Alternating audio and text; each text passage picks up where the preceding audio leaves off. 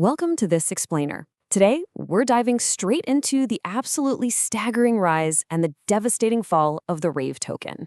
Now, if you follow crypto markets, you already know extreme volatility is just kind of part of the game. But what went down with RaveDAO over the past few weeks? Yeah, that is one for the history books. We're going to look closely at the data, the on-chain evidence, and the market psychology to understand exactly how this whole roller coaster actually happened. To really grasp the scale of this thing, we just have to look at the peak. We're talking about an 11,500% surge in just 10 days. Think about that for a second. This token rocketed from under a single dollar to nearly 29 bucks. This wasn't some slow, steady burn. No, this was an absolute parabolic explosion that instantly made Rave one of the most talked about assets in the entire digital space. But as you can probably guess, that euphoria, incredibly short-lived. Almost as quickly as it went up, it plunged by 95%. Literally in a matter of days, nearly $6 billion in market value was completely erased. Traders were left in absolute shock as the chart went from this vertical green wall to just a terrifying red waterfall. So how does a multi-billion-dollar valuation just vanish like that? Let's start with part one. What exactly is RaveDAO, and how are they bridging Web3 with live music? You know, the craziest part of this whole story is that RaveDAO wasn't just some meme coin with zero fundamentals. They were actually targeting the massive $40 billion live music and entertainment industry. They host huge, real-world festivals with thousands of attendees in places like Dubai, Amsterdam, and Singapore. Looking at their white paper, they separated their ecosystem into two really distinct layers. On the B2B side, event organizers literally have to stake Rave to franchise the brand and license the IP for local chapters. Then, on the B2C side, fans use the token for VIP access, exclusive digital collectibles, and even on-site payments for tickets and drinks. It's designed as a complete circular economy. And this brilliantly illustrates their duality, because beyond the music, they have a massive philanthropic wing called Rave for Light. They actually dedicate a full 20% of their real-world event profits to charitable causes. We're talking about funding over 400 cataract surgeries in Nepal and supporting more than 150 wellness and meditation programs in the US. Plus, they use those event profits to buy back and burn the Rave token, making it deflationary. Honestly, on paper, it looks like the perfect Web3 use case. But that brings us to part two, the artificial short squeeze. Because while those real-world festivals thrived and the charity work continued, the on-chain data paints a wildly different picture of how that 11,500% pump actually happened. According to analysts, this was not organic growth based on partnerships or retail adoption. It appears to have been a highly manufactured short squeeze.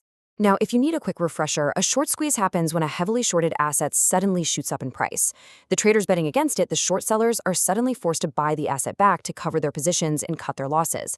That forced buying drives the price up even faster, creating this violent, self-feeding loop.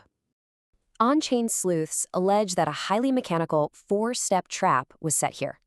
First, roughly 23 million tokens were moved to exchange deposit addresses. Second, an artificial squeeze was triggered by aggressive buying to push the price up. Third, as that price spiked, over $43 million in short positions were liquidated, meaning those traders were forced to buy. Finally, once that buying pressure peaked, the accumulated tokens were just dumped onto the market. Now, the real smoking gun here is the ratio of futures to spot volume. During the pump, analysts flagged a massive 123x futures to spot dominance. What does that mean? It means the vast majority of the trading was happening in highly leveraged derivative contracts, not actual buyers purchasing the spot token to hold it. It was essentially a rally built entirely on leverage and forced liquidations, which is a classic characteristic of a ghost market setup. Which leads us straight into part three, the 95% crash, where gravity takes over. Once that artificial squeeze exhausted itself and the short sellers were fully liquidated, the forced buying pressure completely vanished. And with no real spot buyers stepping in to support a $28 valuation, gravity just took over, triggering that brutal 95% collapse all the way down to around $1.24. The aftermath brought immense scrutiny. Prominent blockchain investigator Zach XBT, along with other on-chain analysts, flagged extreme supply concentration. They alleged that insiders controlled between 90 and 95% of the entire 1 billion token supply through just a few multi-signature wallets.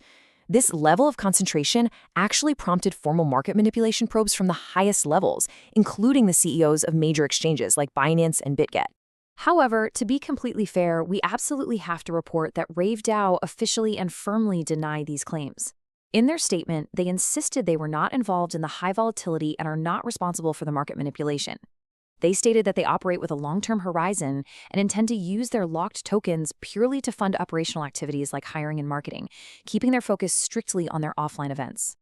So, part 4, trading, the aftermath. What happens next? Looking at the current state of the market, the charts are basically an absolute battleground right now. Everyone is trying to figure out what happens next to a token that has fallen this far, this fast. Many technical analysts are pointing directly to the Wyckoff theory to explain what we're seeing. This is a century-old market cycle theory, and they note that RAVE perfectly executed the entire cycle. It went through the low volatility accumulation phase, then the parabolic markup phase fueled by intense FOMO, followed by the distribution phase where early buyers unload on latecomers, and finally the markdown phase. According to this model, RAVE is currently deep into that markdown and stabilization phase. But complicating matters tremendously is the token's extremely low float. Notice the supply breakdown here? About 75.2% of the 1 billion total supply is still locked or vested. Only 24.8% is actively circulating. Why does this matter to you? Because any future token unlocks could introduce intense, sudden selling pressure onto a market that is already incredibly fragile. Because of this setup, analysts are deeply divided on the outlook. On one hand, the bullish case argues that there are still trapped short sellers out there, and combined with the thin circulating supply and RaveDAO's very real partnerships in the music industry, we could actually see a powerful relief rally. But on the other hand, the bearish case argues that the initial move was entirely manufactured, the momentum is fundamentally hollow, and that massive overhang of locked tokens just makes holding RAVE way too risky. Let's wrap things up with part 5, dead cat or recovery. Recently, RAVE did experience a slight rebound, pushing back toward the $2.50 range, but determining if this is a real recovery or just a dead cat bounce is absolutely crucial. Data from social sentiment trackers like Lunar Crush actually gives us a major clue. They reported over 422,000 social mentions for RAVE even after the crash. This suggests that the recent bounce is purely retail-driven hype. It's basically traders reacting to extreme volatility and looking for a quick flip, rather than the kind of deep structural foundation and institutional accumulation you'd need for a true long-term trend reversal. Ultimately, it leaves us with this really provocative thought. We have a project that is undeniably bridging real-world entertainment with Web3. I mean, they are literally funding eye surgeries and hosting massive live festivals. But at the exact same time, they are now the ultimate cautionary tale of crypto volatility and alleged market manipulation. So can a project with such tangible real-world utility ever recover trader trust after a 95% crash? That is the billion-dollar question the market is going to have to answer in the coming months. Thanks for joining me on this explainer, and as always, keep learning.